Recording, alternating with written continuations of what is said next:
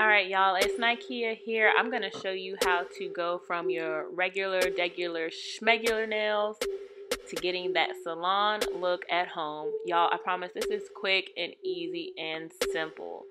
So first thing I'm going to do is kind of give myself a little manicure. So I just have a bowl of warm water and some soap, and I'm just going to soak my fingers, and then I'm actually going to trim down my fingernails because my fingernails are pretty long and I have long nail beds.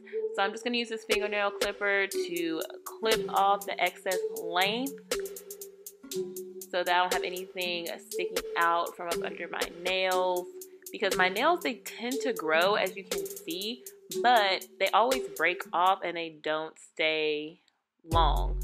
I don't know what it is. I feel like ever since I had Harper, my nail strength just went away and I just don't have time to care for my nails like I used to. So doing this DIY nail at home has saved my life and saved me some money. So once I've got all my nails clipped down to a shorter length, I'm just going to use this nail file to smooth out the edges. And I learned from a nail technician a long time ago that when you file your nails, you should file them in just one direction, because when you file back and forth, that causes them to like break and splinter. So that'll make them more fragile. So here's a little pro tip. Then I'm going to use this buffer, which I probably need a new one, and I'm just going to roughen up my nail bed a little bit. And I heard from somebody that this helps the nails to stick on a little better. So another little tip or life hack. So I'm starting with the rough side of the buffer, then I go to the medium, and then I go to the finer grit. So all you're doing is just scratching up your nail bed a little bit. And yes, y'all, I'm going to be using some press-on nails from Kiss. These are the Glam Fantasy, and I got these online. I will link them below where I got them, but I just went through. I like to get all my sizes together to see which one fits. The struggle I have with the fit is that my nail beds are a little wide, so that is the only issue that I have. And yes, I'm going to be using Gorilla Glue. I got this tip from Armon. She said this is the best glue to use.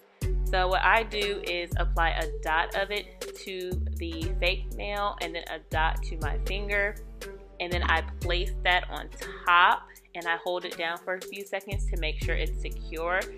And one thing I did notice is I used a little bit too much glue because it started coming out on the edges and got on my fingers, which was a little bit annoying, but we'll clean that up later.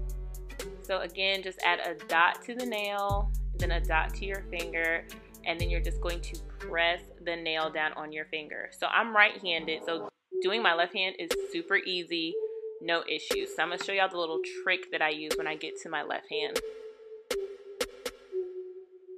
And so you see that first hand is all done. All right, I'm feeling myself now. So now that I have to use my left hand, which is not my dominant hand, I put a dot on the nail, a dot on my nail, and then what I do is kind of like place my finger in it. See, with this one I flipped it up, but I was having issues. But with the next nail, you see, this makes it a little bit easier. Put the glue up there and then place my finger on the nail, and I can adjust it on my finger before it actually dries. And I still do the same thing, hold it down to make sure that it is secure and in place. So now that I've got that last nail done, so I told y'all I got a little messy, honey. So I'm just taking this nail polish remover.